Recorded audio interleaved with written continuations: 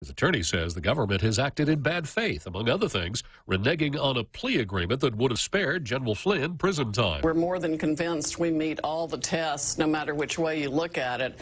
And this is just the first part of the motion on that. This portion of the motion is based on the breach of the plea agreement. There are a lot of other reasons that we'll brief as soon as we possibly can. Attorney Sidney Powell on Fox's Hannity. The impeachment proceedings against the president move forward on Wednesday. The House will vote to send the case to the Senate, and Speaker Pelosi will name the case managers who will argue before the Senate. They'll want to bring new witnesses forward who didn't testify in the House hearings, but on the Senate floor, Majority Leader Mitch McConnell arguing, if the existing case is strong, there's no need for the judge and the jury to reopen the investigation.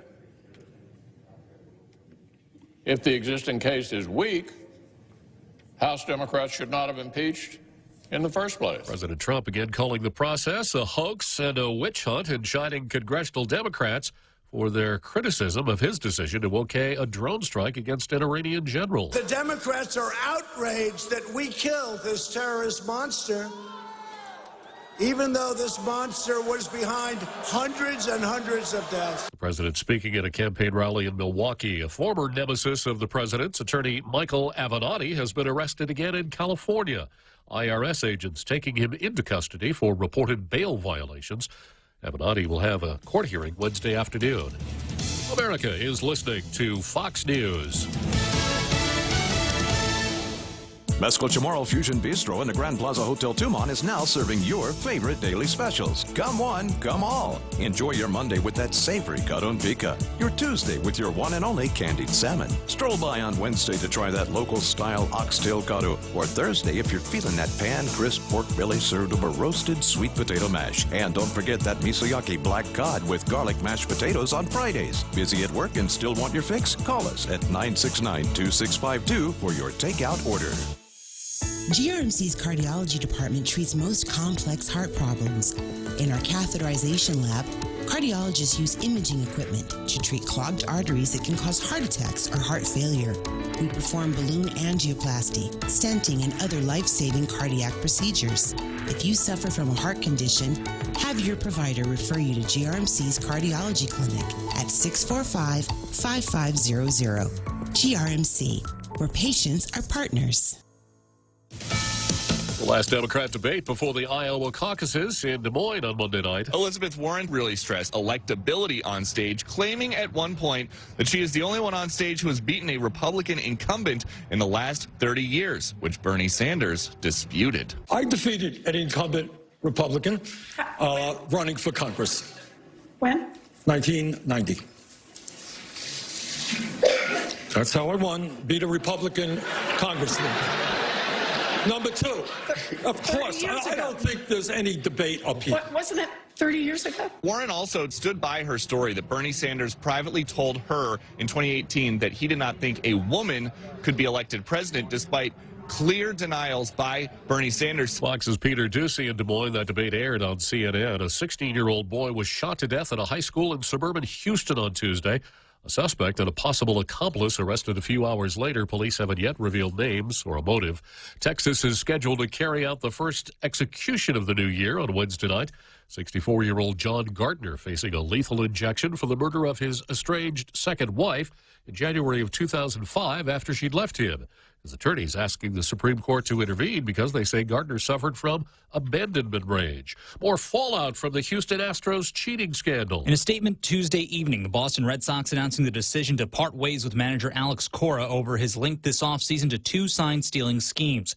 Cora is awaiting discipline from Major League Baseball for his role in the Houston Astros' use of a camera-based system to electronically steal signs from opponents, serving as bench coach for that 2017 World Series winning campaign and heavily implicated by MLB in a report released Monday. He's also being investigated for alleged signal stealing during his first year as manager of the Sox in 2018. Red Sox officials in a statement saying, quote, "We collectively decided that it would not be possible for Alex to effectively lead the club going forward." Fox's Matt Napolitano.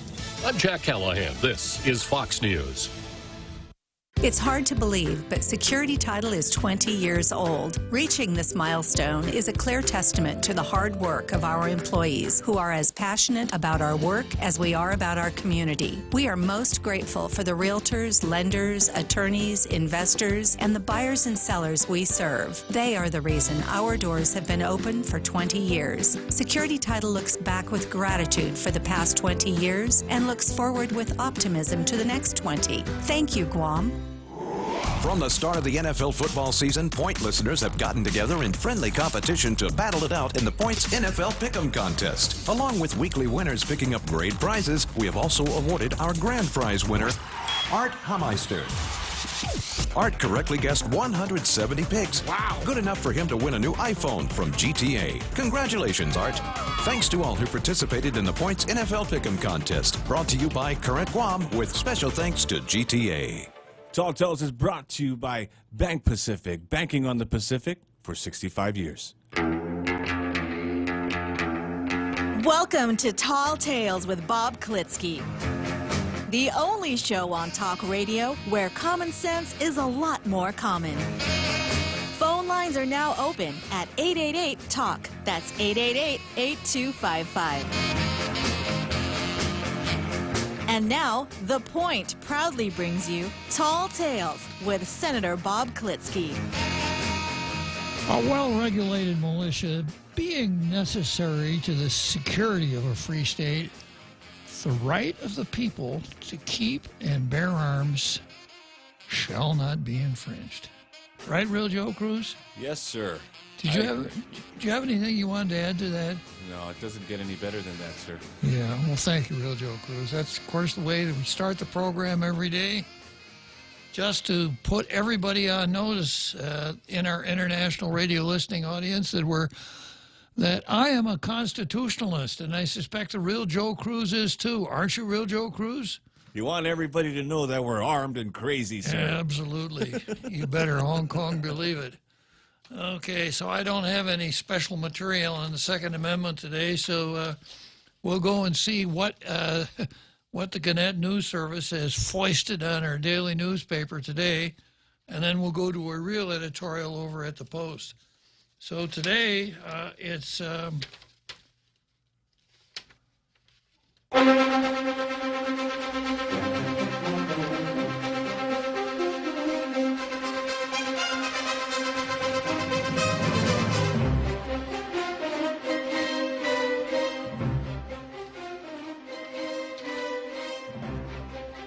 Today, the Daily News doesn't attribute this editorial to anyone, meaning that they would have us believe that it's their own. And it starts out, Australia fires offer hellish preview. That sounds like a Tall Tales kind of line, right? A hellish preview. Among global warming skeptics, it used to be popular to mock environmentalists and climate scientists as chicken littles. I guess they must listen to Tall Tales. Forever fanatic that the sky was falling. So they go on about this, and apparently the Australia government did not fall in. They hasn't, as you were, Australian Prime Minister Scott Morrison has not drunk enough of the climate Kool-Aid, and this is what he said. He has scoffed at climate concerns by brandishing a lump of coal before pilot. Well, what's wrong with my mouth here today? I guess I just brushed my teeth, and it's kind of like when you wash your hair, you can't do anything with it for a little while. Huh? Okay, Australian Prime Minister Scott Morrison has scoffed at climate concerns by brandishing a lump of coal before Parliament and exhorting, "Don't be scared, won't hurt you." Australia is one of the world's leading exporters of coal, the dirtiest of fossil fuels, contributing to greenhouse gases. And Morrison seeks to increase exports. And it goes on and on here. Morrison's approval ratings are tanking as Australia burns. He was ridiculed by flashing a thumbs up from a beach in Hawaii as the fires expanded in December. Demonstrations in Australia for climate justice are on the rise. It goes on like this, pretty much making the case. And then instead of telling us where this editorial came from, it winds up with the italicized sentence: the Australian embassy in Washington declined to provide an opposing view to this editorial. So if the Daily News is not attributing this to anyone else, then it means that they did it themselves. It's an in-house project. So I wonder who down at the Daily News called the Australian embassy in D.C. to find out that they declined to provide an opposing view to this editorial. Or if the Daily News is just sloppy again and forgot to attribute this to anybody. I'm afraid I'm going to opt for the latter, that this editorial and the phone call to D.C. did not happen in the editorial boardroom of the Pacific Daily News. This was put together probably in D.C. or the D.C. suburb where Gannett is located, and sent out, emailed out here and run in the Daily News, our Daily News, as though it's a homegrown editorial. I only have two things to say about that, Real Joe Cruz. Are you ready? I'm ready, sir. Boo! Yeah, and you can quote me on that, too. All right. So then we get to a real editorial. Guam Daily Post. AG office needs legislature governor's support to hire a medical examiner. The number of unexpected deaths on Guam in recent months has elevated Guam's need to have a forensic pathologist on staff at Guam Memorial Hospital.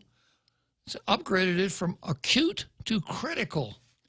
The bodies of a man and a woman pulled from one of the lakes at Guam International Country Club on Friday are among the latest in a growing number of fatalities that await a medical examiner's autopsies. Last year, a murder victim's body couldn't be laid to rest immediately because an autopsy hadn't been done. The Attorney General's office has been trying to recruit a new medical examiner since before current Attorney General Levin Camacho took office. At least two candidates expressed interest in the job during the previous AG's terms, but eventually backed out. The Guam AG's office needs the help of the legislature and the governor. If further change in the law or budget for the position is needed, then it has got to be done. This is a public safety related issue and it's a priority. It should be a higher priority than resolutions to praise someone or designate special days for certain people. Special days for certain people. Now, you've heard Rush Limbaugh talk about, we've heard Rush Limbaugh say this, Real Joe Cruz. Yes, sir. I don't like to talk about myself on the program, but this time I have to because it's about me. Okay, well, I'm going to read this sentence again. It should be a higher priority than resolutions to praise someone or designate special days for certain people. Well, I'm proud of my humility and all, and I don't like to talk about myself. But this time I have to because it's about me. And I think what the Daily News is talking about, Senator Kelly, how do you say Kelly Marsh's name, Real Joe Cruz? That's only part of it. Can you explain where that sound comes from? From the parentheses, sir. Is that how you make the sound for a parenthesis? Yes, sir. Yeah, especially in Korean. Yeah, so we have a senator named Kelly Titano, but the Titano is in parentheses, so we refer to her as Kelly Titano, right? Yeah. Well, she introduced a bill making September 2nd the day that we honor people who stood up for Guam.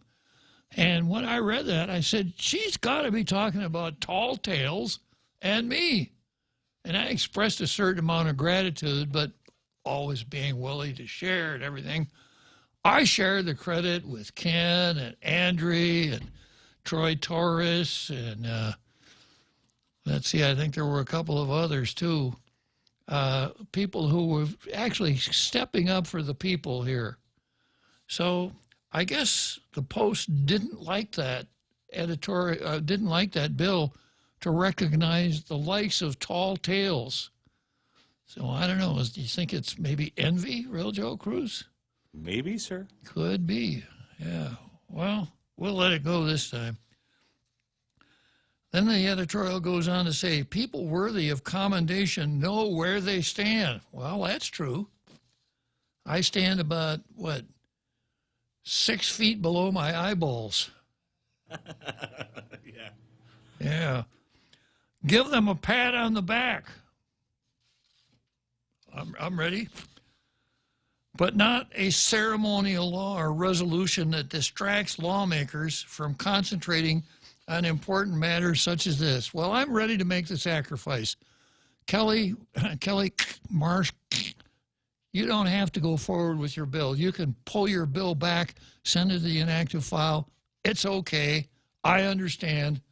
Much as I'd appreciate the honor, I think that there are more important things to do than honor the likes of me and Tall Tales. So I'm going to be very magnanimous here on this one. Yeah. And then the call to action at the end of this editorial is hire a full-time forensic pathologist and put him to work at GMH. All right. So I guess there's no question about it. The Post rates a blue star for that. There you go. Guam Daily Post.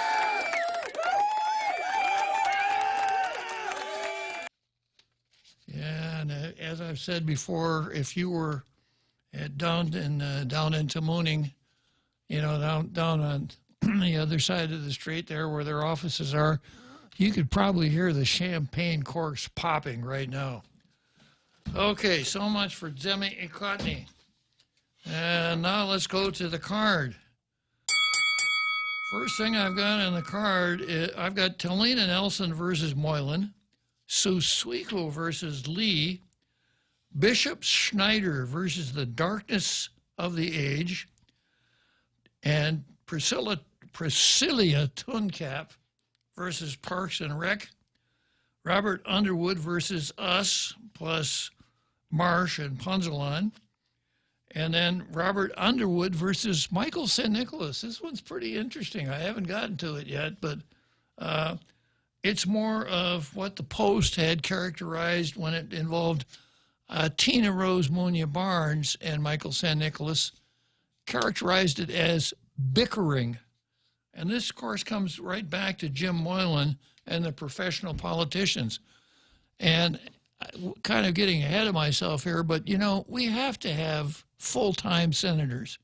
That is, they have to be paid full-time. They don't necessarily have to do anything full-time because we know they come and go as they please. But if they weren't being paid for a whole year's salary, would they have time to get into these bickering contests with Michael St. Nicholas or anybody else? And isn't that what checks and balances is all about? High-tension bickering? I don't know, Jim. And the strange thing is, Jim is not much of a bickerer. If you've noticed his style in office so far for a year, he hasn't been doing a whole lot of bickering. I wonder if that's going to hurt his re-election chances. I wonder if the folks out in the hinterland are going to say, well, I don't know about Jim Moylan. He doesn't do much bickering like the other senators. Do you think we should vote for him? Okay. And then I've got, after Robert Underwood versus Michael St. Nicholas, then I've got the Pope versus Trump. And winding up with Antonio Gramsci versus Y'all. So I'm going to start out here with part-time legislature with the way it's listed in the calendar. It's Moylan versus professional politicians. That was the way it came out the first time. Then it was Talina versus Nelson. And Talina said, we've got to watch out for conflicts of interest. Mentioned that somebody might be if we had a part-time legislature, we could have people in the insurance business in the legislature. We wouldn't know where their loyalties lie. And next time I see Talina, I'll say, I got a couple of other ones you could put in there too. People in the banking business who are our governor. So do the loyalties lie with the family bank or with the people? Or are we finding conflicts of interest where they really aren't of a nature as to interfere with a person's public duties? I think that's the case with Jim Moylan, the insurance man. I don't know about the governor, because the governor has a whole lot more authority than one of 15 senators. So this morphed from Moylan versus professional politicians to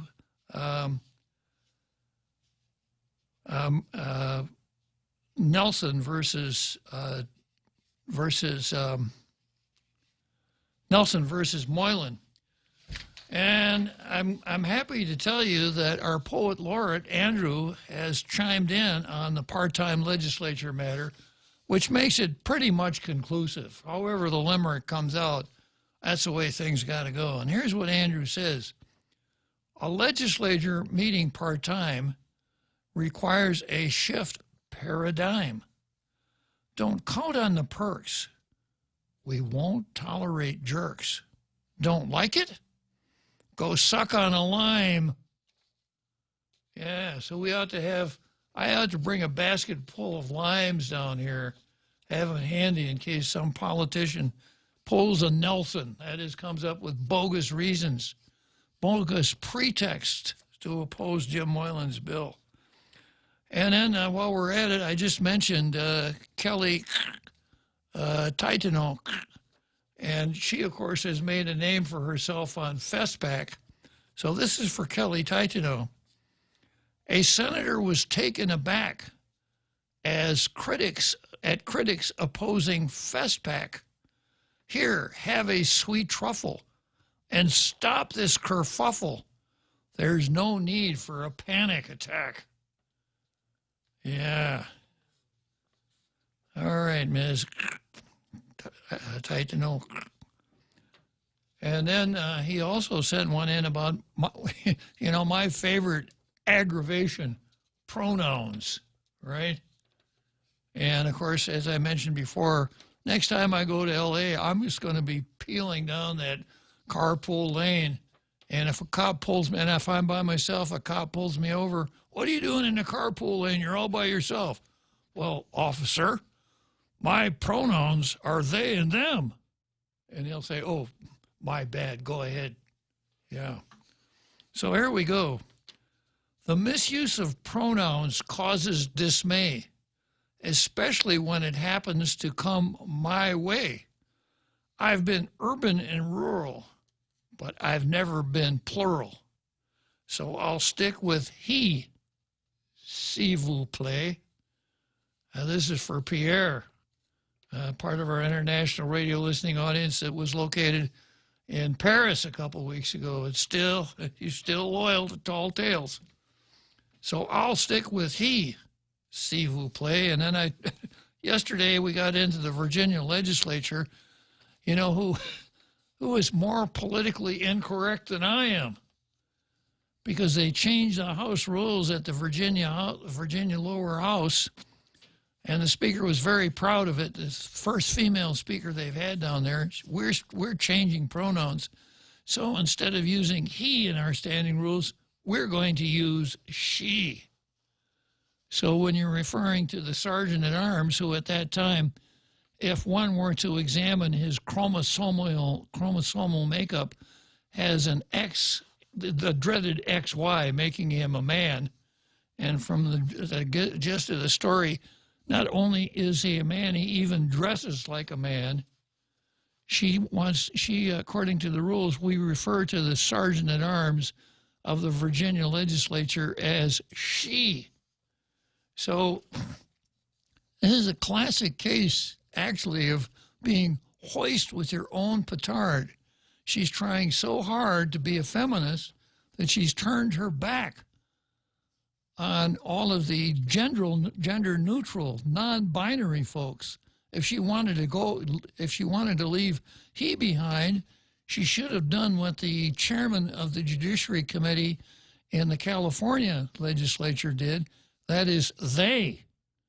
So the chairman of that Judiciary Committee in California, who was a she at one time, but when she announced it, said, from now on, you refer to the chair of this committee as they. So that's what they should have done in Virginia if they really want to be woke. But if they just change he to she, that's not being woke. That's just being sexist.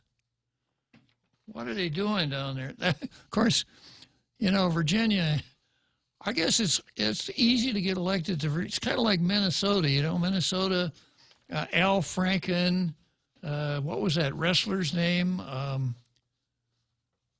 Jesse the Body Ventura? Yeah, Jesse Ventura. The Body Ventura. Yeah.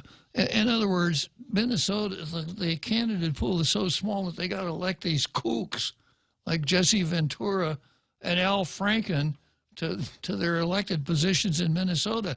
Well, Virginia is no different, you know. Ralph Blackface Northam is the governor of Virginia.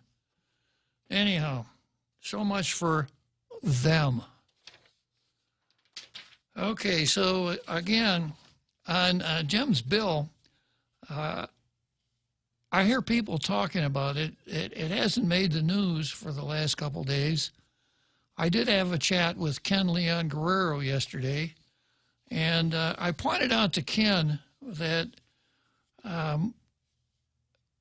first of all, that I see a part-time legislature is the only way we'll ever get our government back on the right track. I'm going to define right track. That's an efficient, effective government operating within the rule of law, providing basic government services on at least a break-even basis. That's what I want to see.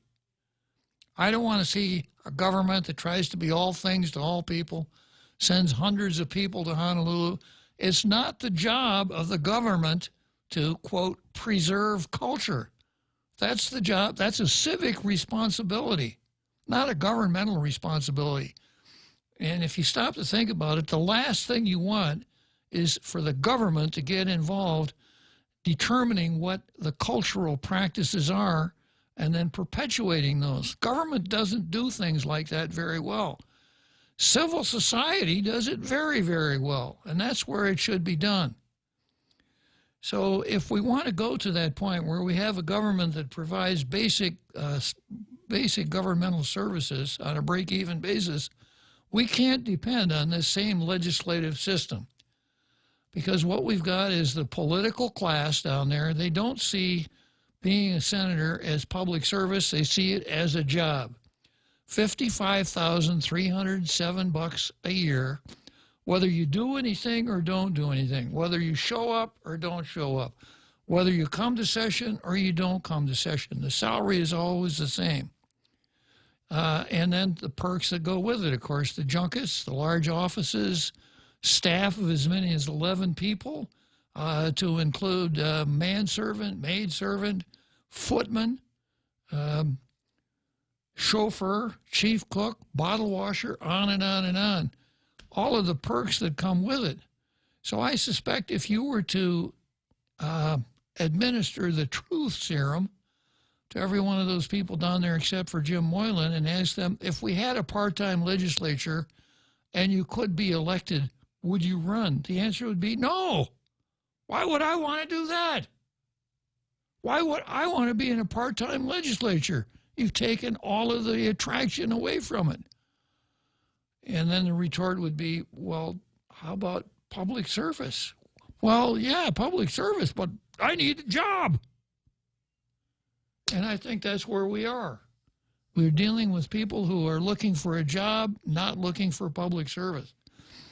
And as long as that's the mentality in the legislature, and of course, I don't have to list the shenanigans that we see on a daily basis. The Post picked one up today. Let's make September 2nd a day where we can all get out and do some really heavy-duty virtue signaling and righteousness preeming. Short break coming up here. If you've ever struggled for breath, you know what a scary experience it is. Whether you have asthma, emphysema, COPD, lung cancer, or another respiratory illness, the right medical treatment makes all the difference. GRMC's Pulmonology Clinic has the latest technology and respiratory equipment, staffed by world-class pulmonologists. Make an appointment today with GRMC's Pulmonology Clinic and start breathing easier. GRMC, where patients are partners. Chili's 2 for $25 is back. Start with an appetizer to share. Then choose 2 entrees like our mouth-watering old-timer with cheeseburger or the Cajun chicken pasta, grilled chicken with penne and Alfredo sauce, and chili spices. Feeling extra? Upgrade to a personal fajita or our famous half-rack ribs. Bring a friend or a date to Chili's and get 2 entrees for $25. Located on the 2nd floor of Tumon Sands Plaza. Chili's. More life happens here. Welcome back to Tall Tales with Bob Klitzkie, Guam's single voice of reason. Call now, 888-TALK. That's 888-8255.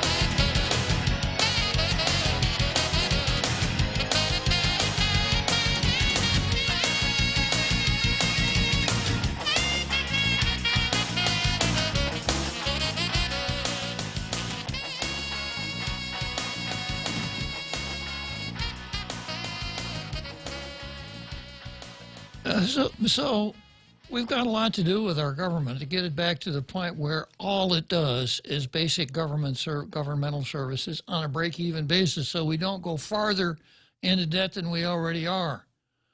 And in fact, once we got there, we would have to do a little bit better than that. We'd have to crank out a little bit of extra money to start retiring that debt. And for all you separatists out there, how independent would the independent nation of Guam be, carrying all of the debt that has been accumulated up to this point?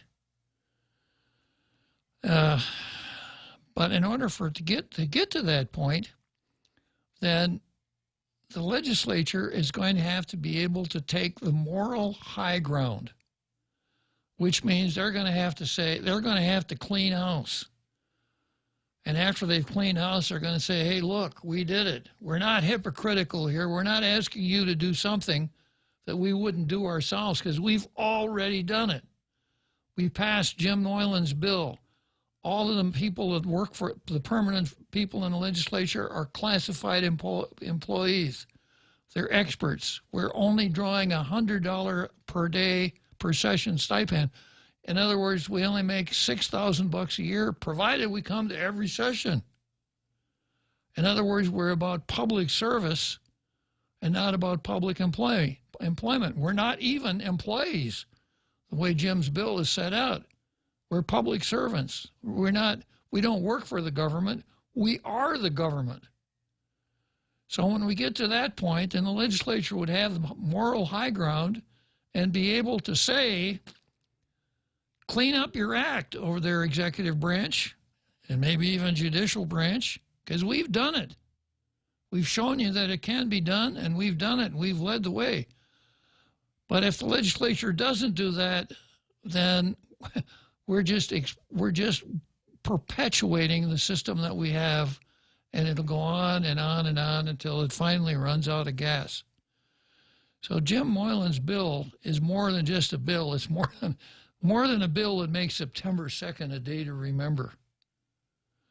And Real Joe Cruz, what is that Ronald Reagan routine that you read from time to time about constitutions and laws and active citizenship? How does that one go?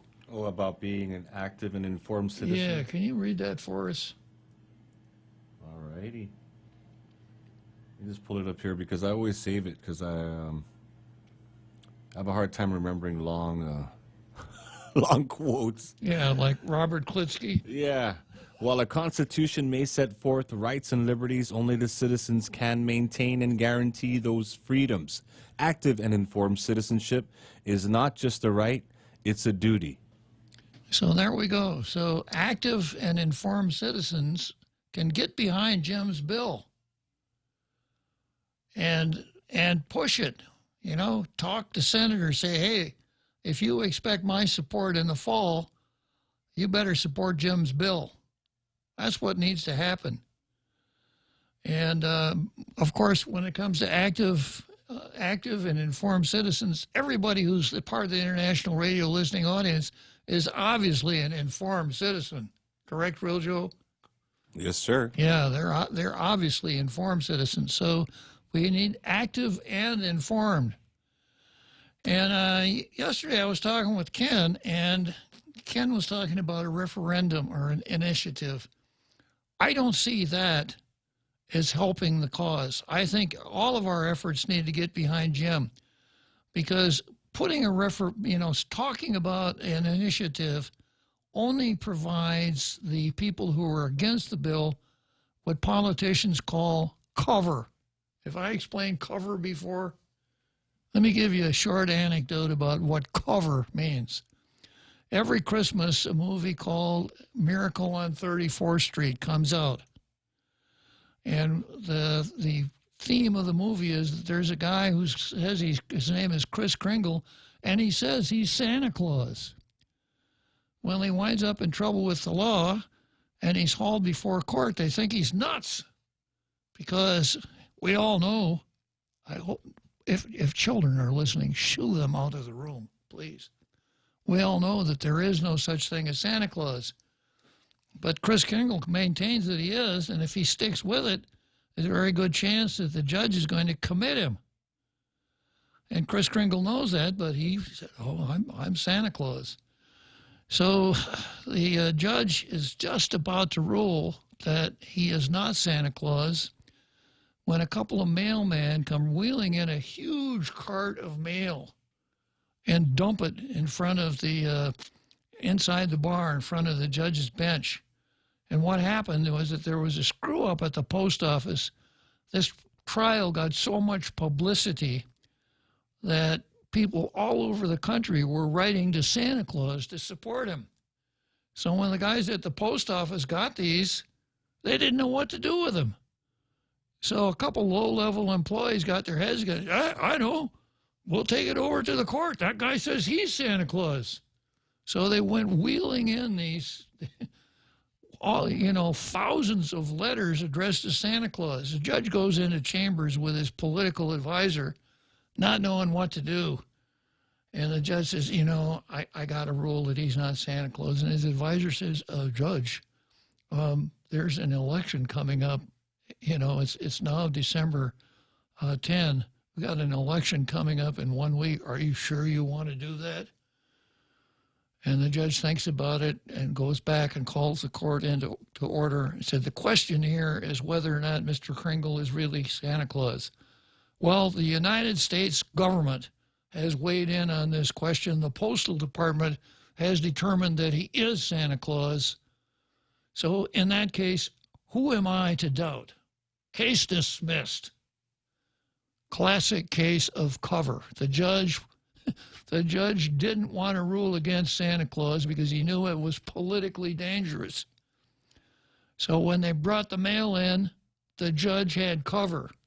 So when we start talking about a referendum, we're giving the antis cover, because it gives them the opportunity to say, well, I'm not against part-time legislature, but I would really like to have the people decide it. I understand there's going to be a referendum, so I'm just going to wait until that time. And Will Castro has already pulled that one. And I mentioned that I would have more respect, political respect, for someone who comes out and says, I'm against the idea for the following reasons, and advances real reasons, if there are any, instead of pretextual reasons like Talina's, as opposed to just looking for cover and saying, let's let the people decide. And then sotto voce, of course I'm against it, but I know politically it would be dangerous for me to say that. So let's really get behind Jim on this, and let's really push this bill. And if it doesn't pass this time around, you know, the smart money, the guy who sits over there in the lazy boy is going to say, that bill will never see the light of day. They're not going to pass that bill. And my response is, so what? What we need to do is we need to make this the seminal issue in the 2020 election, so that in November, whether a person wins or loses will depend on his position on part-time legislature. We saw it work before with the WANPAT 7 and WANPAT 10. 7 of the WANPAT 10 were given an early release. Judy WANPAT, the leader of the WANPAT 10, went from speaker to civilian in one election. This is the power that the people have. The people can't dictate to the legislature. You can't go down there and pound your fist or pull a Nikita Khrushchev and take your shoe off and bang it on the table. Although I've kind of been tempted to do that myself a couple of times when I went down there to testify. You can't do that, but you can show senators that there's a right way to do things and a wrong way, and if they choose to err and continue to do the wrong way, there are consequences. So there's a lot to talk about in Jim's bill. It's a good bill. It does what we want it to do. It's the way that we will finally be able to get our government to render basic government services on a break-even basis. Okay, so a few minutes before the break, right? So let's see. Next on my agenda here is Susuiko versus Lee. And this was on the calendar yesterday as Lee and BJ and Lee versus the mayors and Pedo. BJ's, in light of what was unearthed at Kevin Susuiko's office down in Agate, BJ has said he is going to audit all of the mayor's offices for non-appropriated funds. What does that mean, non-appropriated funds? Appropriated funds are those funds that the legislature includes in its budget bill and are available through regular governmental channels. Appropriated funds pay the mayor's salary, pay the rent for the mayor's office if there is a rent, pay the utility bills, pay the employees, etc. Non-appropriated funds are funds that the mayor's office goes out and collects for special projects. Like, what do they have down in Agate? The Peach Festival or the... some kind of night market or...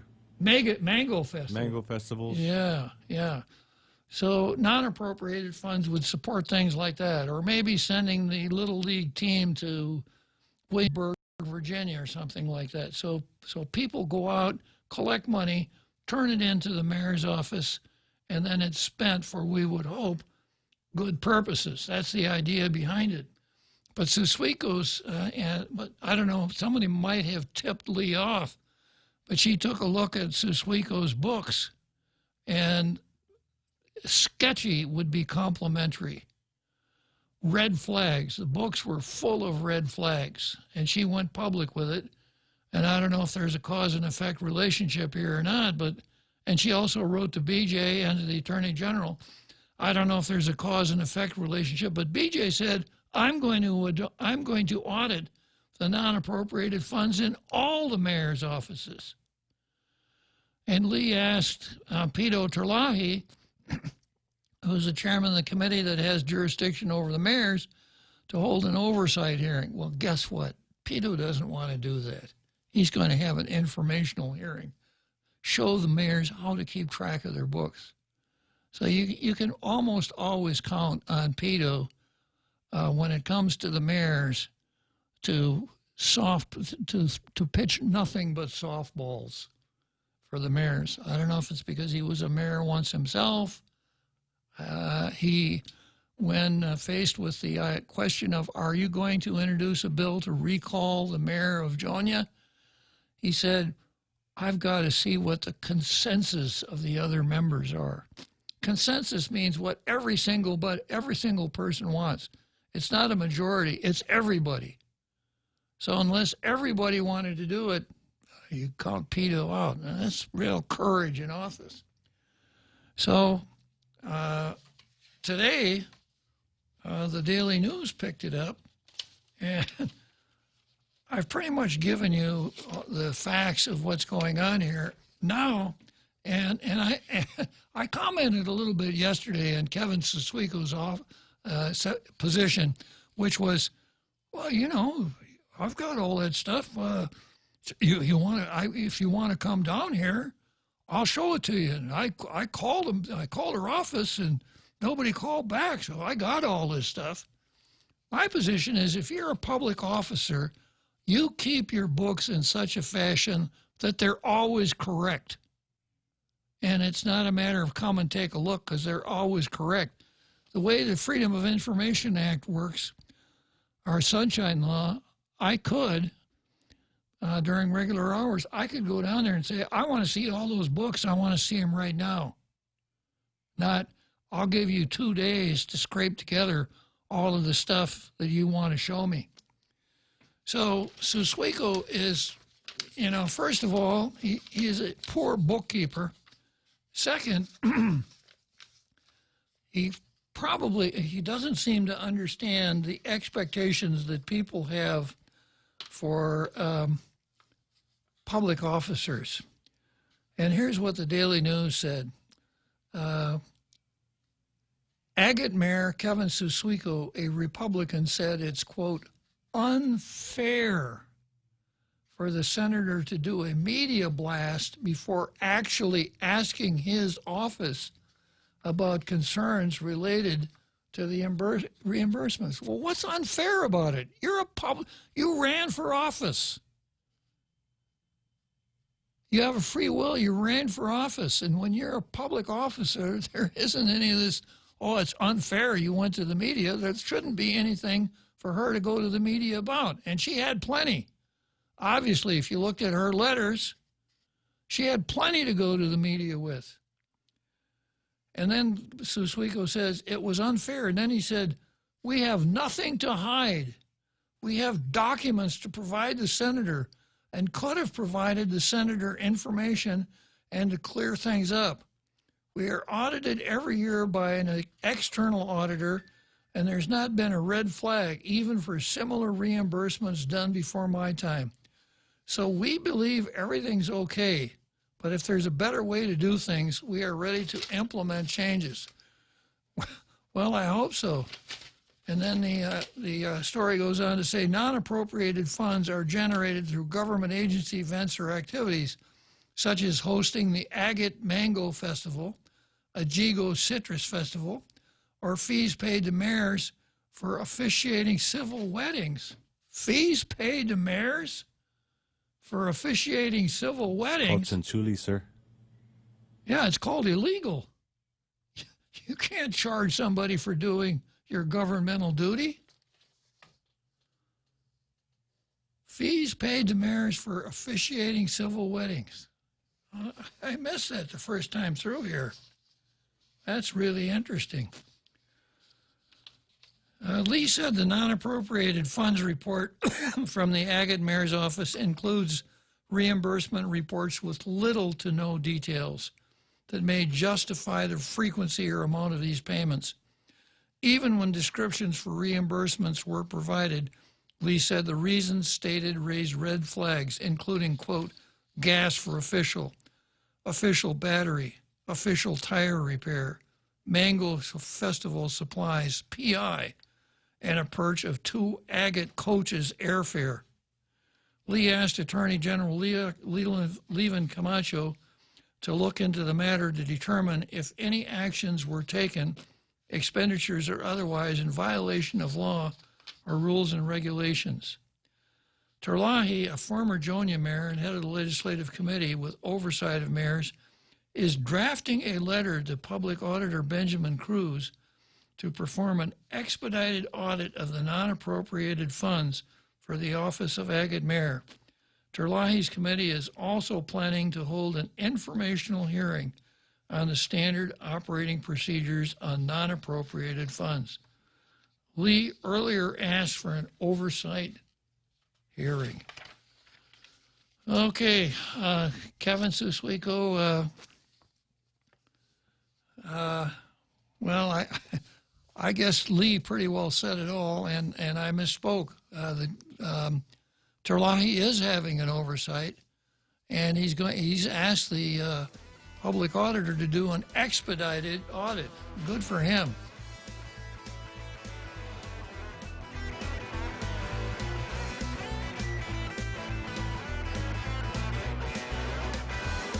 Want to grow your business? Start a new venture? Or stay ahead of the competition?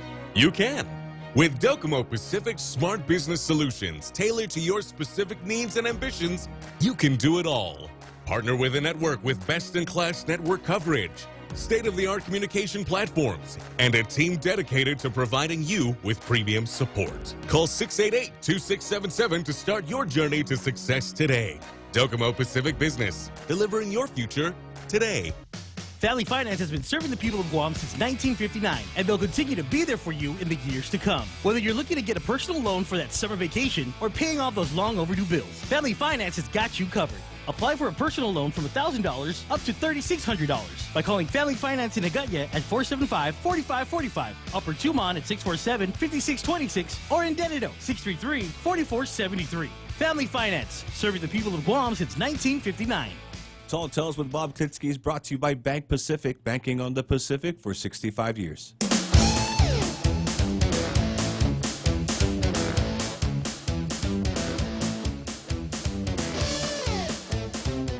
Okay, so here we are. Next item on the card is Bishop Schneider versus the darkness of the age. But during that last break, I took a peek at Facebook, and boy, we've got poet laureate. We've got poets. We have poets. We have poets, and we didn't even know it. Yeah, Ishmael Velez, The Magnificent Seven, was a Western starring Steve McQueen. But on Guam are 8 willing to thwart the Queen. We have the Roadrunner known as Gibson and his sister, too. And joining them is Senator Moylan, who already started the coup. Not behind, we have the quote, other governor known as Ken L.G., together with a veteran known for writing poetry. Joining them is the master of tales, portrayer of the truth. He goes by the name of Bob Klitzkie in the voting booth. And no, your math is not off, for the count is only 6, but we do have to keep some secrets, an ace and some tricks. Now the battle lines are drawn. The legislature must watch out, because in hindsight is 20/20, and you're all done without a doubt. That's very good, Ishmael Velez. And let's see what else I've got here. Pierre comes along. Pierre wants to defend Jesse Ventura. And he says Jesse Ventura ended up being an excellent governor, arriving with a $4 billion deficit. He left with a $3 billion surplus, all the while vetoing successfully over 84 stupid bills from both sides of the aisle and getting rid of a bucket full of anti-business regulations from the previous administration. Overall, an excellent governor. And Pierre says prior to that, he had been a successful 2-term mayor of the city of Blaine. Well, Pierre, this is not about Jesse Ventura. This is about the state of Minnesota. And my point was Minnesota has to look for people who appear to be clowns to serve their public offices. Jesse Ventura and Al Franken. Do you remember Al Franken's book? Al Franken, not maybe like 3 or 4 months before things turned to ashes on him, wrote a book called Al Franken, Giant of the Senate, by Al Franken. So Al Franken went from Saturday Night Live to governor of Minnesota. Jesse Ventura went from the wrestling ring to governor of Minnesota. That just kind of tells you everything you need to know about the folks in Minnesota. Okay, so Bishop Schneider versus Darkness of the Age. And we've got a couple of articles here. The Daily News covered it, and the Post covered it. And Athanasius Schneider, auxiliary bishop from the Archdiocese of Astana, Kazakhstan, will speak at 2 fundraising events sponsored by the Concerned Catholics of Guam on January 18 and 19 at the Sheraton Laguna. Invited by Archbishop Michael Burns, Schneider will be the keynote speaker for the 2 events to raise funds to defray costs of Guam's seminarians studying for priesthood at St. Patrick's Seminary in Menlo Park, California. And then some biographical information. German family, born in 1961 in Kyrgyzstan. Ordained a priest, served in Brazil before returning to Asia. 2011 became auxiliary bishop of the Archdiocese of Astana, Kazakhstan. David Sablon of CCOG expressed his gratitude for Schneider's acceptance and visit Guam to help with the organization and help increase vocations for the priesthood. Saving souls for God is job one for members of our clergy, Sablon said, with the exposure in recent years of clergy sex abuse scandal that has plagued the Catholic Church on Guam for decades. We are finally rebounding back to healing and unifying the church. Schneider is the author of 3 books, with his latest titled Christus Vencat, Christ's Triumph Over the Darkness of the Age.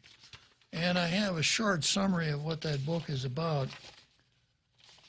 And the darkness of the age, as far as the Catholic Church is concerned, is right now. Now, I know that everybody out there in our international radio listening audience is not a Catholic. However, Catholic or not, the Catholic Church is actually, in my humble estimation, important to everyone. It's got 1 billion followers. And some will tell you that as the church goes, so goes the world. And that right now, the church has a problem. And as you can see, the world has a problem also. So here's what Archbishop Schneider says. He's asked this question: while the tradition is persecuted, there are some new modern movements which are highly supported. Oops, I'm reading the wrong one here.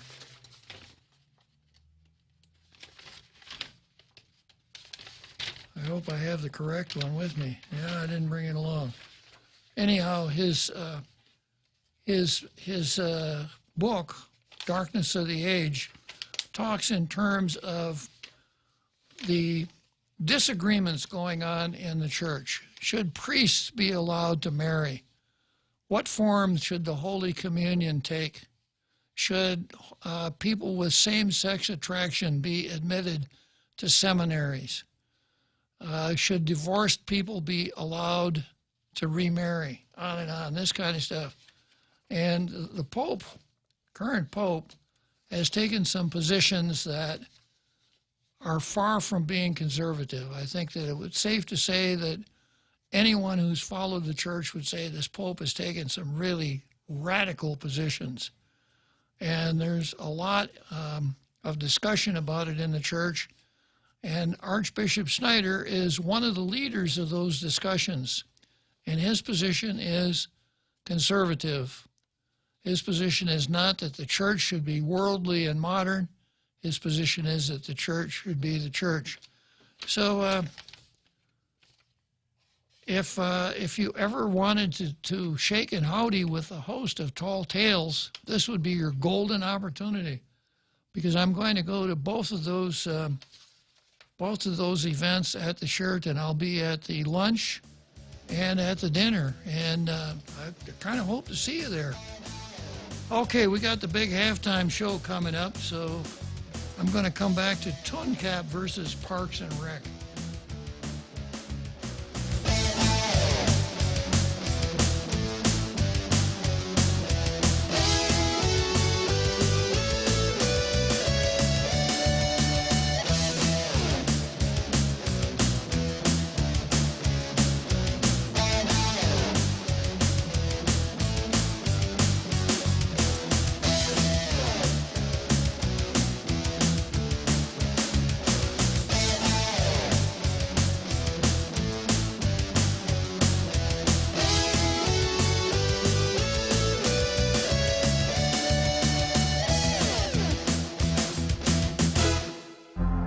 The Point is KUSG, Hagåtña, Guam, 93.3 FM and 104.3 HD3. Moving forward, I'm Jack Callahan, Fox News. House Democrats will vote Wednesday to send the impeachment articles to the U.S. Senate and pick case managers.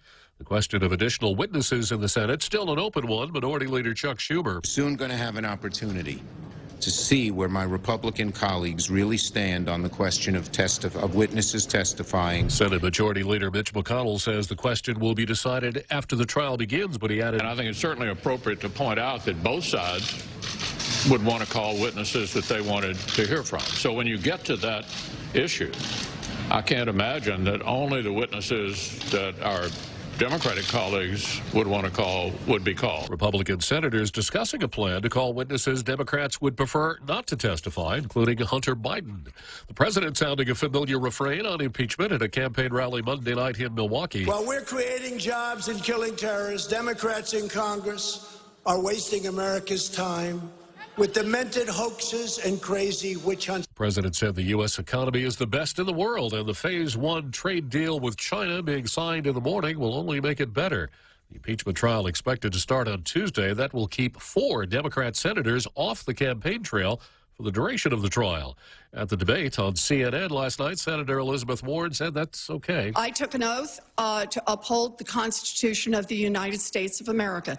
It says that no one is above the law. That includes the President of the United States. If we have an impeachment trial, I will be there because it is my responsibility. Former National Security Advisor General Michael Flynn asking a federal judge in Washington to rip up his guilty plea to charges of lying to the FBI.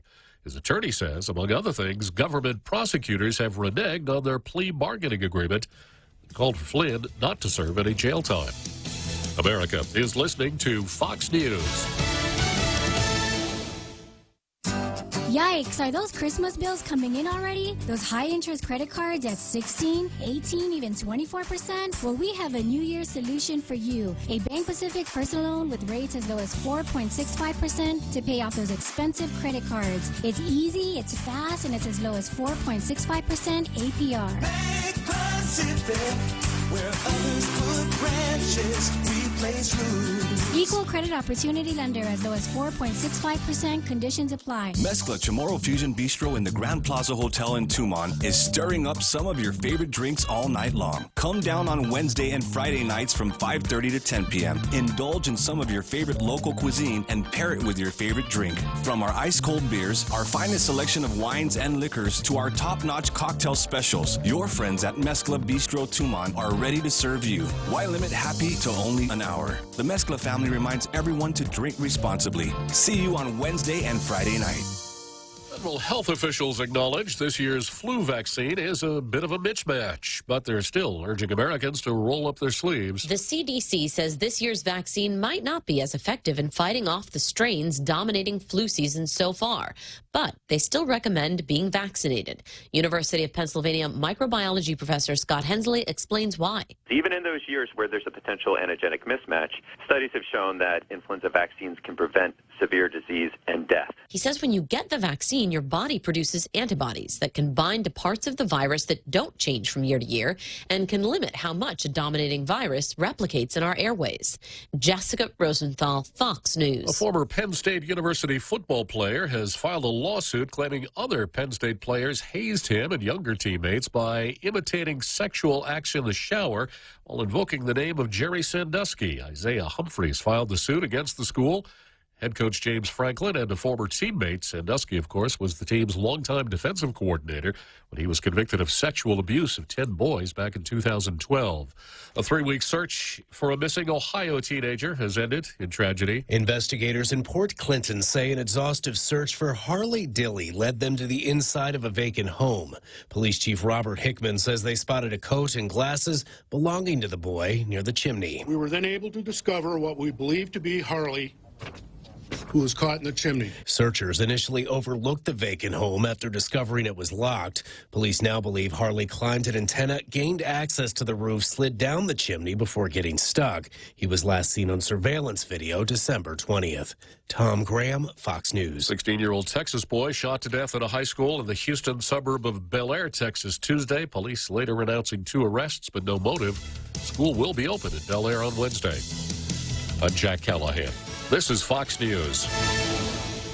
Cocoa Coffee Company is now available at Circle K. Single origin coffee beans carefully sourced and locally roasted to give you the freshest cup of coffee Guam has to offer. Grab a cup that's brewed every 30 minutes or purchase a bag of the locally roasted whole beans. Flavors now serving: light medium roasted Ethiopia and medium dark roasted Jamaican Blue Mountain. Exclusively available at Circle K. With every Cocoa Coffee Company purchase, a portion of the proceeds will go towards the Cocoa Recovery Program. Most talk shows only give you selected opinions from one side of the political aisle. You know, I don't like what you're doing. It's bad. Everything is bad. It's all bad, bad, bad, bad. We do it a bit differently on The Ray Gibson Show. We bring you the newsmakers from the left, the right, and the middle in order to give you the full view of the issues that affect all of us here on Guam. Right or left, we bring you to the middle of the conversation on The Ray Gibson Show, weekday mornings from 6 to 10 on Guam's only news talk superstation, 93.3 The Point. Tall Tales with Bob Klitzkie is brought to you by Bank Pacific, banking on the Pacific for 65 years.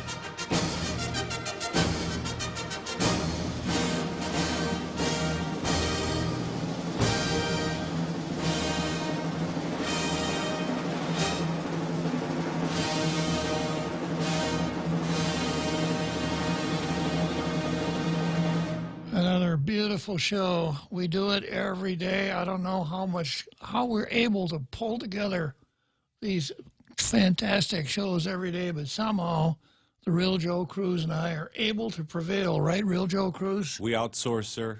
We outsource. All right, that's the key. Okay, so we're now in the second half of Tall Tales. And I did find the paper that I was looking for concerning Bishop Schneider. So let me just take a minute here to tell you a little bit about the book that he wrote called The Darkness. What is it? The Darkness of the Age. He addresses such topics as widespread doctrinal confusion, the limits of papal authority, the documents of Vatican II, the Society of Pius X, St. Pius X, anti-Christian ideologies and political threats, the Third Secret of Fatima, the traditional Roman Rite, and the Amazon Synod, among others. Like his 4th century patron, St. Athanasius the Great, Bishop Schneider says things that others won't. Oh, if he weren't in the clergy, he could take over Tall Tales. Says things that others won't. Fearlessly following St. Paul's advice. Preach the word. Be urgent in session and be urgent in season and out of season. Convince, rebuke, and exhort. Be unfailing in patience and in teaching. His insights into the challenges facing Christ's flock today are essential reading for those who are or wish to be alert to the signs of the times. And I think that is the key, the signs of the times. So even if you're not a Catholic, this is pretty good reading, even for non-Catholics. And if you hold yourself out as being alert to the signs of the times, pretty good reading. Well, Bishop Schneider is the one that's going to be talking at those two soirees at the Sheraton. Hope to see you there. Okay, now we go on to TUNCAP versus Parks and Recreation. And this is the case about Linda Uggan. Linda Uggan was the SHPO. Boy, is that a snazzy title or what? Yeah, if I didn't have this job, you know, I could see myself having business cards, Robert Klitzkie, SHPO. Yeah, it's nice. Yeah, and then when I made trips back to some places that I visited in the mainland, people say, "What are you doing right now, Bob?" "I'm the SHPO." Whoa. Yeah, so Linda Uggan was the SHPO, the State Historical Preservation Officer. She got a lot of press. Got her name in the paper a lot. And I think that the popular perception of the SHPO, Linda Uggan, was that she really held the military's feet to the fire when it came to complying with the programmatic agreement. But she got fired by Richard Ibanez, who is the director of Parks and Recreation, and she appealed the decision to the Civil Service Commission. Civil Service Commission has adopted something new, maybe not so new to me, because back in the day we didn't do it this way. The Civil Service Commission has an administrative law judge. So when a case comes before the Civil Service Commission, if the Civil Service Commission so desires, the commissioners don't have to hear the whole case. They could assign it to the administrative law judge, who listens to both sides and prepares findings and conclusions as to what he heard. He makes a record, finds facts, and reaches conclusions of law. And in this particular case, that's exactly what happened.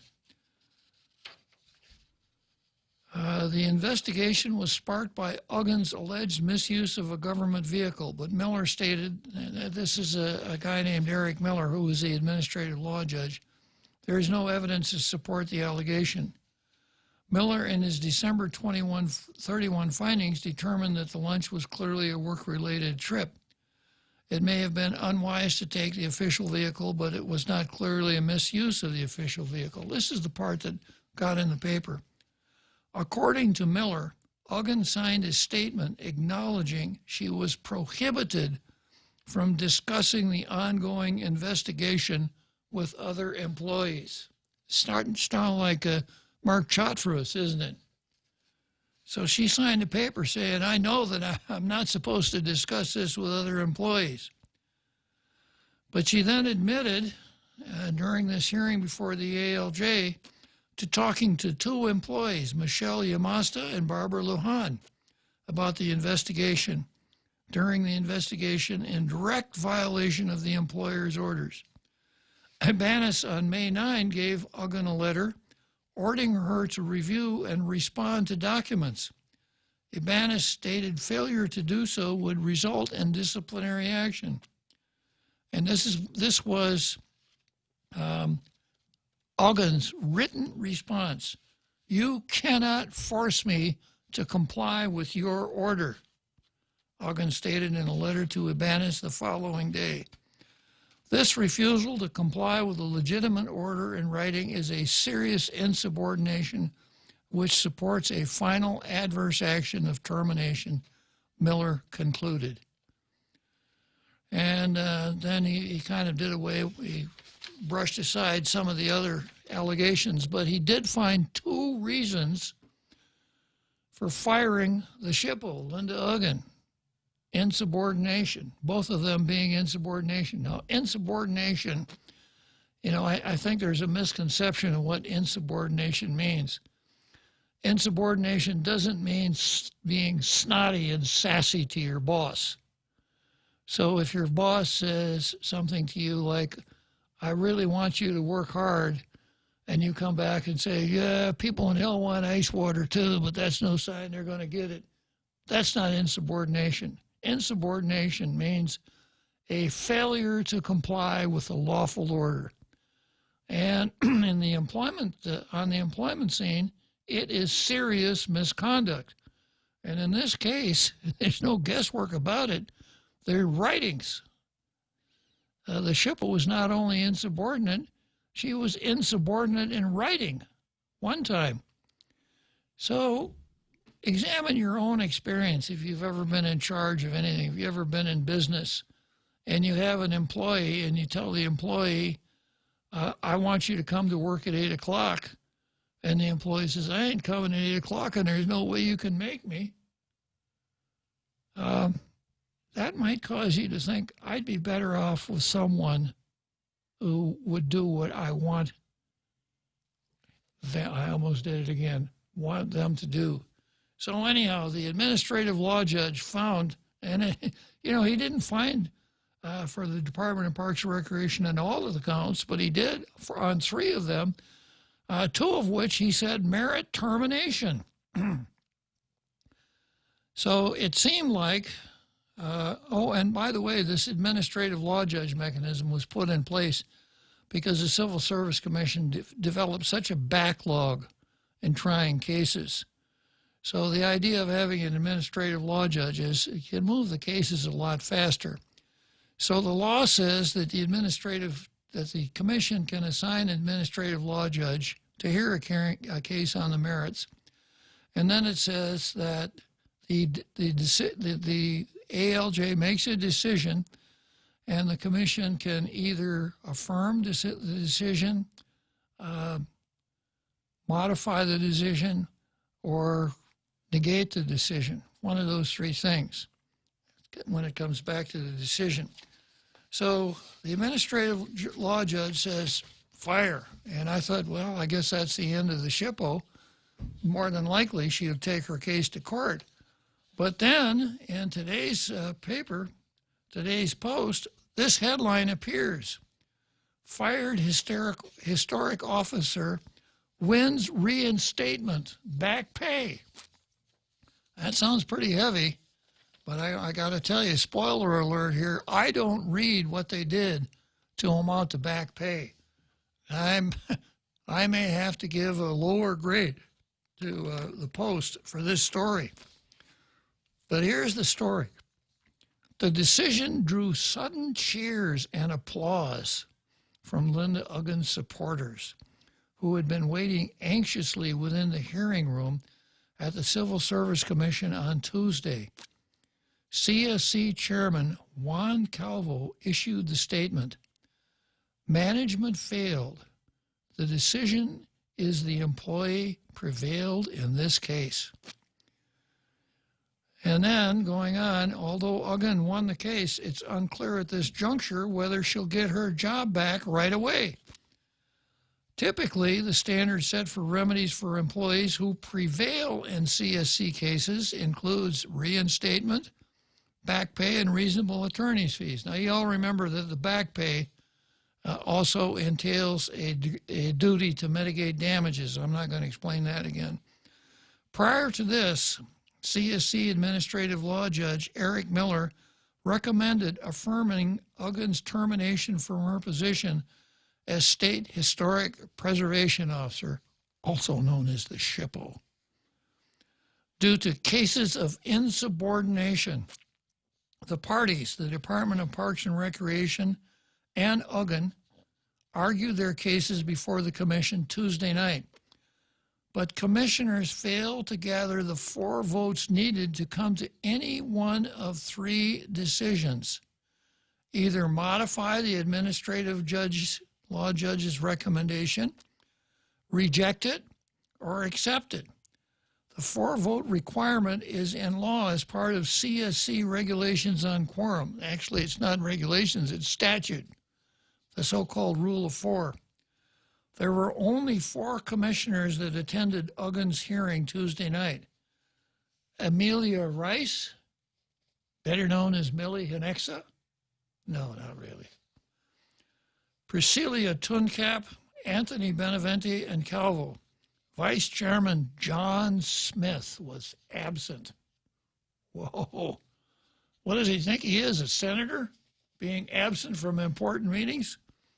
The commission recessed briefly after none of the three options gathered all 4 votes. Upon returning, Calvo stated that due to no affirmative vote on any option, management had failed their case. Assistant Attorney General Donna Lawrence, representing the Parks and Rec, said another option was the CSC could hear the evidence. She also noted that when commissioners were asked whether to reject the recommendation, Calvo appeared to want to accept it, but when it came to a vote on whether to accept, he decided against that. Otherwise, there were 3 votes in favor of accepting the recommendation when it came time to vote on that option. Calvo said the issue is final and none of the options got the 4 votes needed. The government can still appeal the decision at the courts. Uggan was terminated in June of 2018. She was accused of retaliating or belittling staff and unauthorized use of a government vehicle, including the use of a vehicle to get lunch at Chamorro Village. Despite numerous allegations, the ALJ determined that only a couple, but still serious cases of insubordination warranted termination. Lawrence, during the hearing Tuesday night, said Uggan was a liability to the government because of her actions towards coworkers. Management had to terminate her in this case. Imagine if they didn't. These employees could sue the government. They could say, management, you knew. They were afraid of her. She wouldn't listen to them. She called them names. She retaliated against them, and she admitted that she did that, Lawrence said. Nothing short of termination is warranted in this case. And then I also have an article in the Daily News that goes into another aspect of it. 3 of 4 commissioners agreed that Uggan should have been fired and voted to uphold her termination, but Parks and Rec needed all 4 votes to win its case. Vice Chairman John Smith was absent. Ultimately, it was Commissioner Priscilla Tuncap who saved Uggan's job, and that's why the caption of the case is Tuncap versus Parks and Rec. It was Commissioner Priscilla Tuncap who saved Uggan's job, voting against the administrative law judge's recommendation that Uggan should be fired for insubordination. Tuncap also voted against modifying the adverse action taken against Uggan. Chairman Calvo and members Benavente and Rice voted to accept the administrative law judge's findings that Uggan was insubordinate and terminating her was appropriate action. Now, I have to take issue with, first of all, with the Post. I think the Post made a mistake, but the reporters at the Post are not lawyers. So I suppose it's understandable. And this is what I'm talking about. Paragraph says, commissioners failed to gather the 4 votes needed to come to any one of 3 decisions on the case. Either modify the administrative law judge's recommendation, reject it or accept it. It's not a recommendation. If you look at the statute, the administrative law judge makes a decision. A huge difference between a decision and a recommendation. So the administrative law judge says she should be fired. And then when it comes to the commission can't decide. So I guess Juan Calvo has appointed himself the lawyer for the commission, and he has determined that because the commission couldn't decide, that Uggan won. I don't read it that way at all. I don't see how, when the ALJ made a decision, the commission's inability to make a decision means anything at all. I think that the administrative law judge's decision stands. Of course, the teachable moment, as Ray Tenorio would say, is that commissioners need to come to these meetings, because with this rule of 4, it's really critical.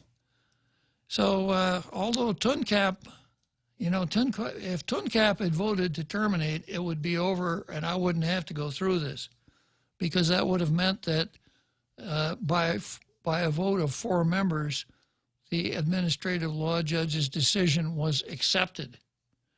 But when it's 3-1 to not accept the administrative law judge's decision, that to me does not mean that the SHPO gets her job back.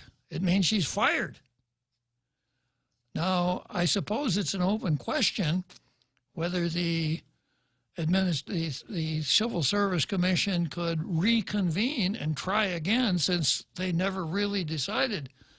But it kind of boggles the mind to think that a no decision, that a non-decision, could somehow morph into being a decision.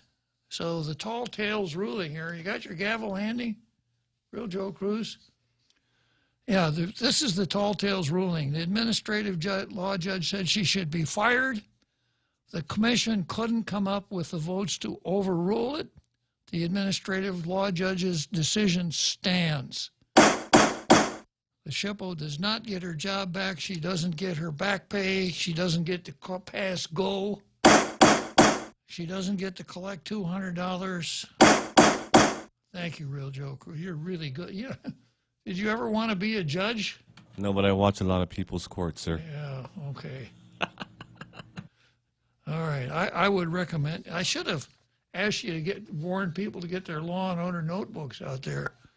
Yeah, there we go. Law and Order notebooks.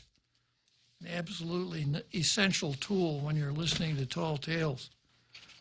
Okay, so we've got next on the calendar here is Robert Underwood versus us and Marcia Titano. Right. And for those who may have missed it, Marcia presents herself as parenthesis, close, as you were parenthesis, Titano, close parenthesis. And it's just so awkward to say it that way. So for Tall Tales purposes, I have assigned a sound value to the word Titano. To the word parenthesis. So when you hear me say, that means parenthesis. So Marcia's name, actually her full name is Marcia, or no, it's Kelly. I get confused myself, yeah. Kelly Marsh Titano. But I guess I've been calling her Marcia Kelly. And yesterday, I mentioned that having considered her September 2 recognition day for me, much as I'm flattered that she has done that, as I'm sure Ken and Troy and Andre and Johnny are flattered by that recognition day. When you look at all of the stuff that she's introduced, especially FESPAC, when we talk about transparency, which we see as a value, I think Kelly really demonstrates a high degree of transparency. In fact, when I consider all these things, I think I can see right through her, as that expression is often used. So we have Robert here. I started on this a few days ago, and Robert here, Robert is very concerned about who we are. And he said the recent criticism over giving Festival of Pacific Arts funds really speaks to our values and our essence as a people. When we take in the full impact of the concerns of the day regarding our health care, experience with crimes and priorities of education, we frequently invoke the statement, this is not, quote, who we are.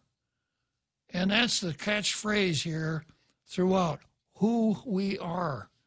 But after I read the whole argument, I decided that when he's talking about we, he's not talking about me. And we delved into the Chamorro language slightly, the difference between hita, which means we inclusive, and hame, which means we exclusive. So hame means, as an example, you know, I really like the way you do the Mescla commercial, Real Joe Cruz. Tonight, we, my wife and I, are going to go down to Mescla. You ain't coming along. Because I use hame, not hita. All right, we'll come back to hita, hame, and festpac and our people in a minute.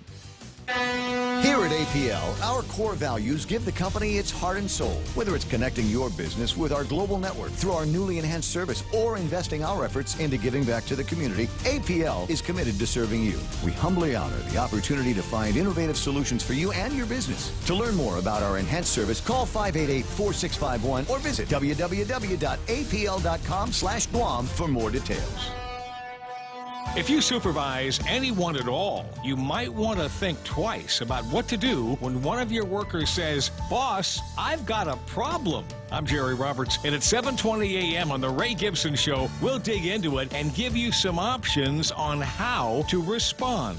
You can find daily transcripts of The Extra Point at GuamTraining.com. Tune in every weekday morning at 7:20 for The Extra Point with Jerry Roberts. Brought to you by Guahan Insurance Services and First Hawaiian Bank on 93.3 The Point. Tall Tales with Bob Klitzkie is brought to you by Mescla. Try their featured special for January. SoCal-style 2-pound surf and turf burrito. Tasty strips of certified Angus beef and succulent shrimp rolled into a flour tortilla with red rice, guacamole, cilantro lime sour cream sauce, salsa fresca, and cheese, served with a spicy roasted chili salsa for only $17.95. Try it today. Available in Agana and in Tumon at the Grand Plaza Hotel, Mescla. For reservations, please call 969-2652.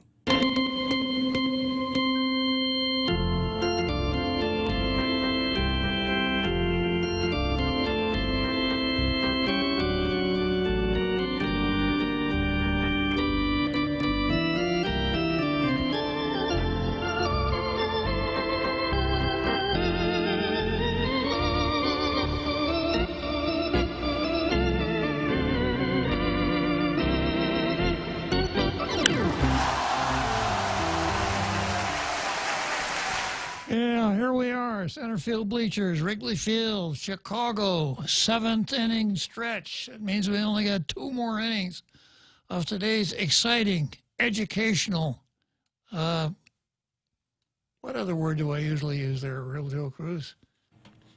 Super sexy. Yeah, right, thanks a lot. Episode of Tall Tales, yeah. So Robert's defense of FESPAC is really meant for a very limited audience. And it's so clear, the way he talks in terms of who we are, et cetera, that he's not talking about me. He's not talking about settlers. And you remember how I've explained what that word means. So if you're on Guam and you're not Chamorro, you're a settler. And this is not meant for settlers. So when he says, when we take the full impact of the concerns of the day regarding our health care experiences with crimes and priorities of education, we frequently invoke the statement, this is not who we are. But that does not include settlers. So the whole column goes along like that, talking about who we are. And he says things like, this is what I've heard for most of my experience, as you were. FESPAC is a critical part of that exercise of self-understanding. It isn't the full picture, but it's a central part of it, even as I have personal concerns about some of the expressions. I haven't been involved in the understanding of cultural issues for almost my entire professional life. And the sentence before that, who we are is a reflection of our historical experience, cultural creativity, and capacity to remember the past. I can remember the past. I can remember all the way back to 1943, Real Joe Cruz.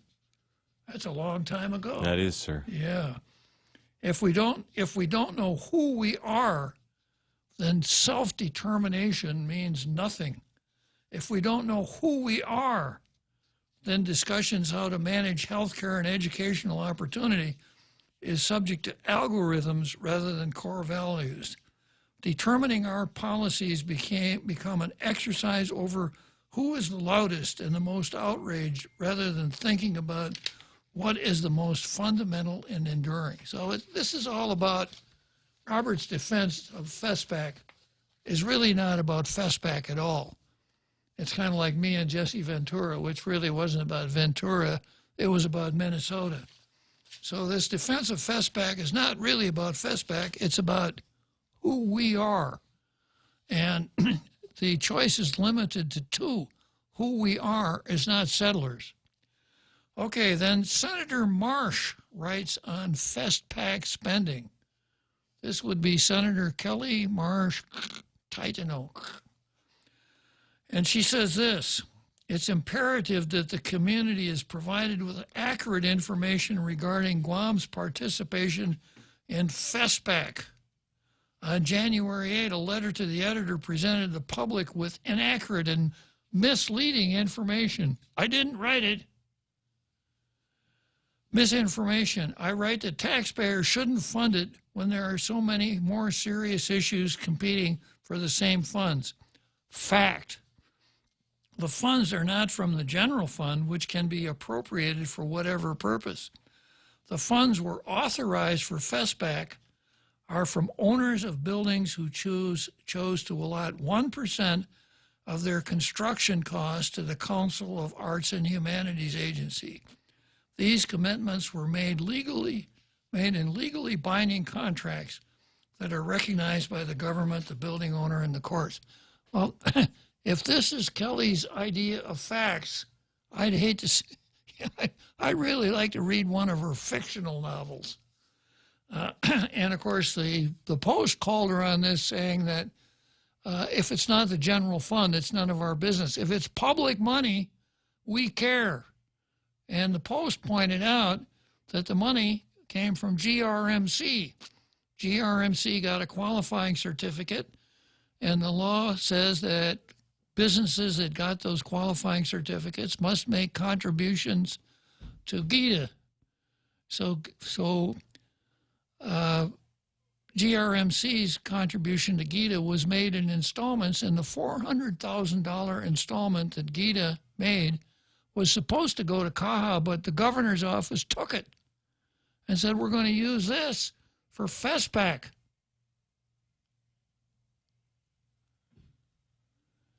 So the statute that provided for government participation in FESPAC expressly prohibited spending the money on travel.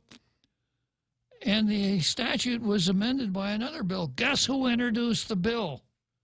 Miss Transparency herself, Senator Marsh. So, you know, this is her statement of the facts. So the money was supposed to be, you know, for visual arts, graphic arts, etc., statuary, paintings, etc., not to send people off on a junket. So you're setting the record straight. You know, that letter to the editor was inaccurate, so let me trot out some to rebut it with some more inaccuracies. And then she goes on to say, misinformation insinuating that GovGuam does not support organizations or individuals representing Guam in national and international events. Fact, government programs such as the Off-Island Educational Training and Cultural Enhancement Fund receive $200,000 from the Healthy Future Funds each year for local residents performing or engaging in events or competitions beyond Guam shores. Okay, admission. I didn't know that. It's no different. An effective, efficient government operating within the rule of law, furnishing basic governmental services on at least a break-even basis. That doesn't mean spending $200,000 from the Healthy Futures Fund to send people to events and competitions. Now, I come back to a really simple proposition here that we're all very, very familiar with. So Kelly is saying, you know, you're saying that what we're doing is wrong. Well, how about this one over here? They're doing the same thing. Real Joe Cruz, 2 wrongs don't make a right. Have 2 wrongs ever made a right? No, sir. You studied mathematics in high school, right? A little bit, sir. Yeah. Did you ever run across a formula that demonstrated that 2 wrongs could ever make a right? Yes. You did? Yes. Where did you do that? When people have babies and then they get divorced and the kid is right. But those are 2 wrong parents. I think we're back to algorithms on that one, Real Joe Cruz. Thanks for your insight. Anyhow, 2 wrongs. Pay no attention to that man over in the booth there. 2 wrongs don't make a right. So the fact that we're doing it somewhere else doesn't necessarily mean that it's okay. Next one, misinformation. FESPAC leaders had 4 years to raise funds to send a team to Hawaii and sat on their hands doing nothing, counting on getting local funds. Fact, the FESPAC task force was only appointed some months ago. How many months is some months ago, Real Joe Cruz? 2? 12? 15? It could be, yeah. Yeah, some months ago. Yeah. No other agency could legally raise funds before that. Should have gone down to the mayor of Agate. He seems to be pretty good at raising non-appropriated funds.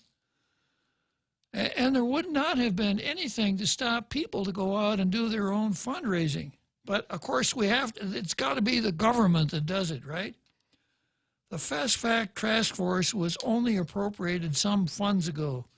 No other agency could legally raise funds before this.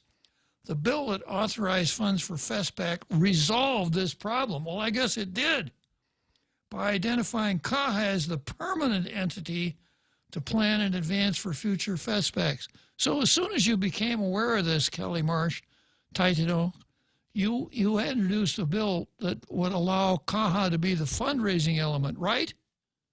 Wrong. So reading your defense here of FESPAC, I guess taking it on balance, if I ever were in a situation where I wanted somebody to defend me, I don't think it would be you. I think I'd rather have you oppose me than defend me, because your defense looks an awful lot like an opposition. Okay, we have another letter here defending FESPAC. This is from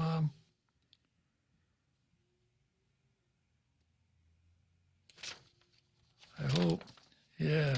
Oh yeah, this is from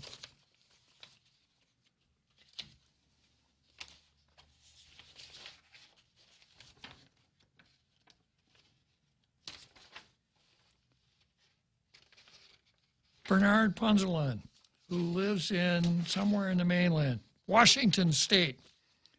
And Bernard's a little bit more adept than Kelly Titano, but he's not a slam dunk. Here's what he says. This is a letter of the 10th of January. Being a Guam delegate for FESPAC was one of the most unique experiences and blessings in my life. One of the most unique? I know you're not an editorial writer, Bernard, but something is either unique or not. Uni, it means one. So there are no degrees of uniqueness.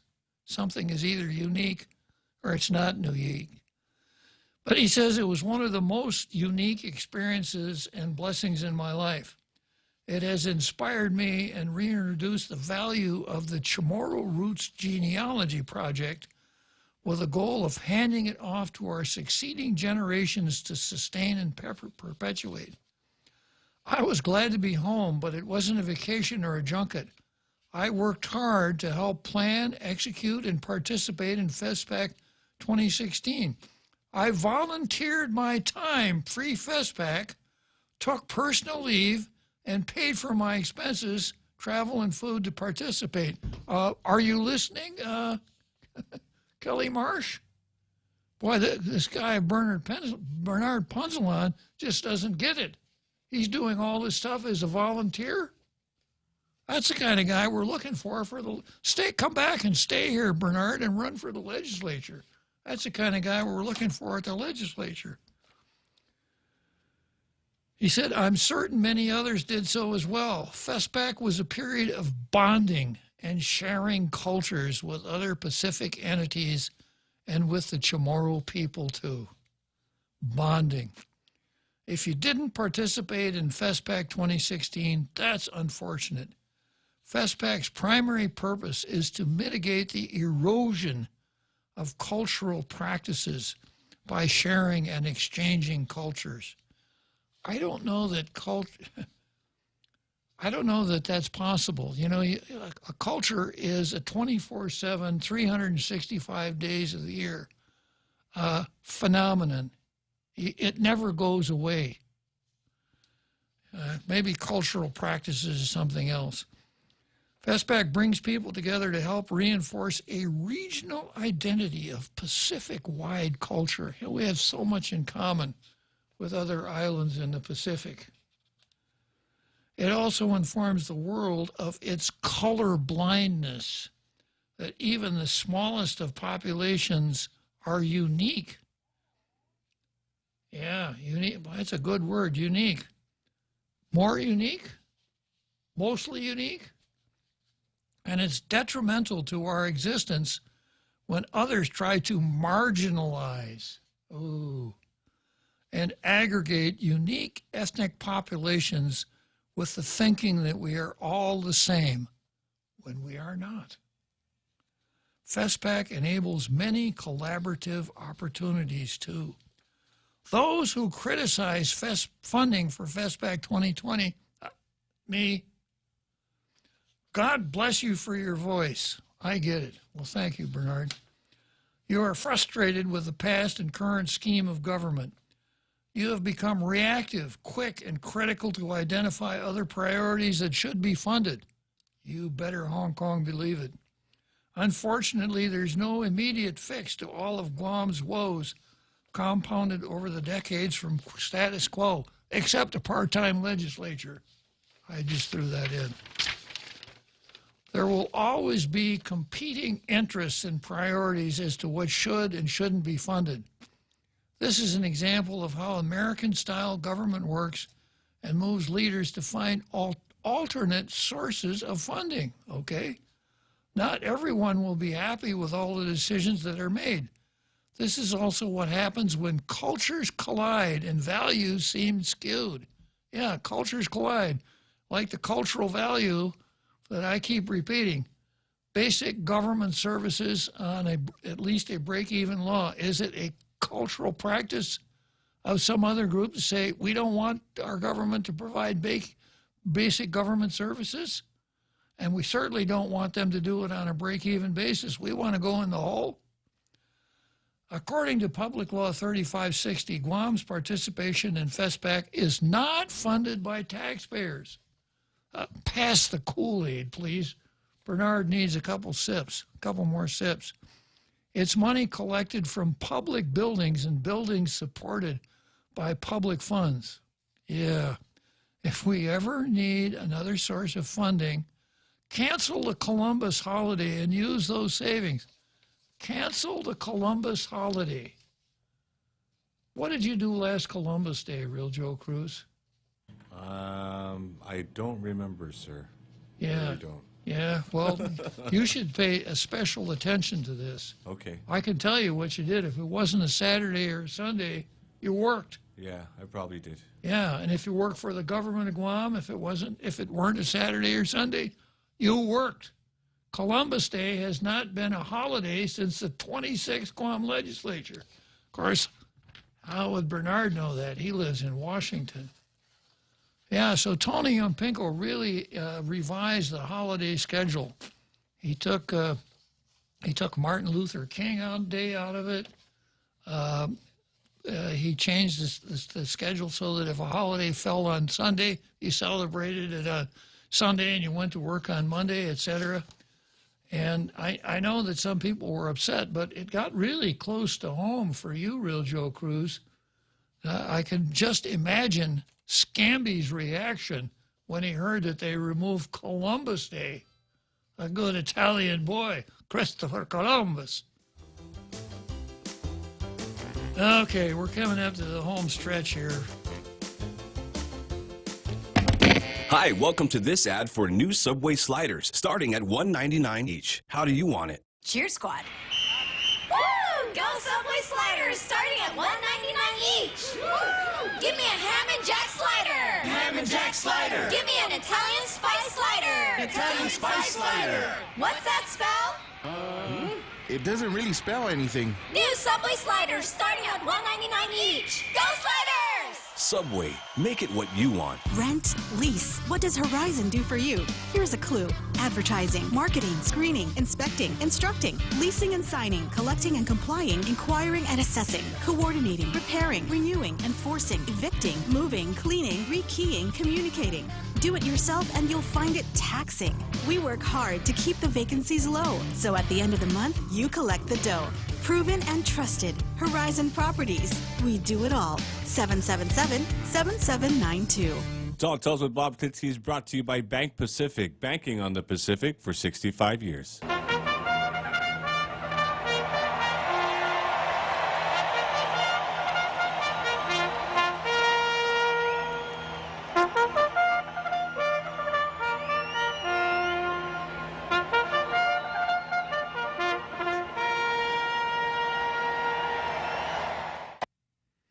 Okay, so here we are, heading down the home stretch of Tall Tales, and I haven't heard from Francis for a few days. Good afternoon, Francis. How you doing there, Uncle Bob? Doing great. All right, I just called to wish you a wonderful evening. Have a great evening tonight with you and the Real Joe Cruz there. I have It's been nice. It's been nice. So I have a feeling that when the Real Joe Cruz gets off work after Tall Tales, he goes home and relaxes in the privacy of his own home. And you probably do the same. Not the way well, the Real Joe calling to Cruz say, does it. Have a nice evening, Uncle Bob, and the Real Joe Cruz. And God willing, inshallah, we'll talk to you tomorrow. Okay. Appreciate the kind words. Thank you, Francis. You're welcome. Okay. As a very, very regular member of the international listening audience now, okay. Oh, yeah, for sure. R. Carl. Yeah, you don't even need to put the name in. I recognize the number. So here we are heading down the home stretch, and who calls but our Carl? Hello, Hey, our Bob, Carl. Good afternoon. Sir. Sorry, I'm chiming in a little late. I had something going on. But anyway, yeah, you know, this ongoing debate, I think it's kind of a illustration of why GovGuam finds itself in the position that it does. You know, with the hospital breaking down, the school system having all these problems. I'm thinking specifically of the middle school where 4 of my kids went to, Benevente Middle School, and just the dilapidated state it's in, and the public safety issues, and you know, the penitentiary, all these critical services, and just the refusal to focus and prioritize on these critical issues. This is just one example of what we go through and why we have all these problems compounded year after year, and why the only way we're going to see resolution is if the voters and the taxpayers force the issue, because otherwise it's not going to happen. You know, without a part-time legislature and without people putting pressure for real reform, it's never going to happen. One example is the tax refunds and how many years that we were basically our tax refunds were held hostage by Gov Guam, and it wasn't our senators or the governor that came and rescued us, you know, on their white steed and their shining armor. It was an ordinary citizen that took the government to court and sued them to force them to do the right thing. So I think that is really the model of what we can expect to have to do to force the government to do the right thing as far as critical services. Otherwise, it's just never going to happen. It's just not. Well, Carl, that's interesting, but I'm sure you're familiar with this column or this letter to the editor from Robert Underwood. And Robert Underwood is saying exactly kind of the opposite of what you're saying. Robert says that we have this identity crisis. And if we only take care of the stuff that we really have to take care of, the necessities, and then when we're done with that, if we have any money left over, we concentrate on our identity crisis. We're substituting, what did he say? We're substituting algorithms for, yeah, I can't find it now.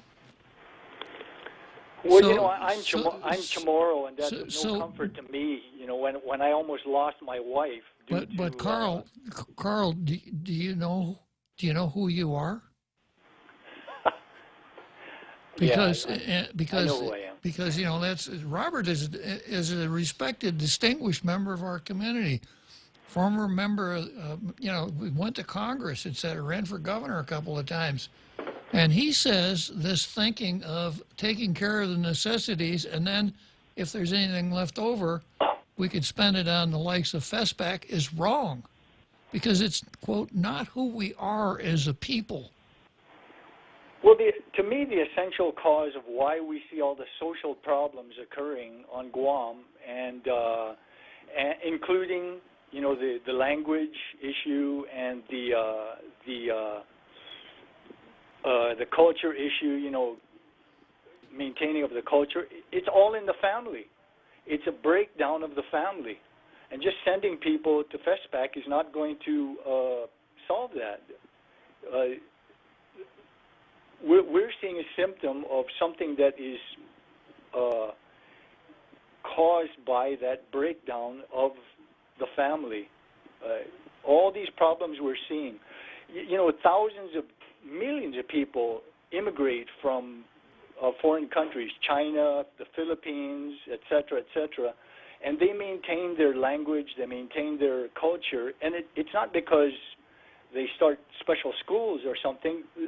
It's because of the family. When they're home, they insist that, you know, you have to speak Tagalog or whatever to mom and dad or to grandma and grandpa. You know, and we're going to maintain our culture in this way and this way. And so this is how it's done. The family is central. And, you know, that is the cause of what so much of what we're seeing today. Well, I certainly go along with you that and there's powerful forces working really hard to destroy the family. This whole neo-Marxist initiative has really come home here to Guam and worked very hard. But Robert's basic premise, you know, that's what I want to attack. Should we let the important stuff, the hospital, the schools, etc., should we let that go and take money and spend it on this question of who we are? Is that more important than the basic stuff? Well, let me put it this way, Bob. There are Chamorros that have died over many years and decades because of issues at the hospital. Now, is this going to help Chamorros who are continuing to suffer to this very day due to issues in public safety, public health, and public education. I don't think it will. Well, once Chamorros are dead due to issues at the hospital, they're gone. Their identity kind of expires with their life, doesn't it, Carl? Well, thanks for Exactly, yes. Thanks for calling and chiming in. We'll see you tomorrow, Carl. Thank you. Bye-bye.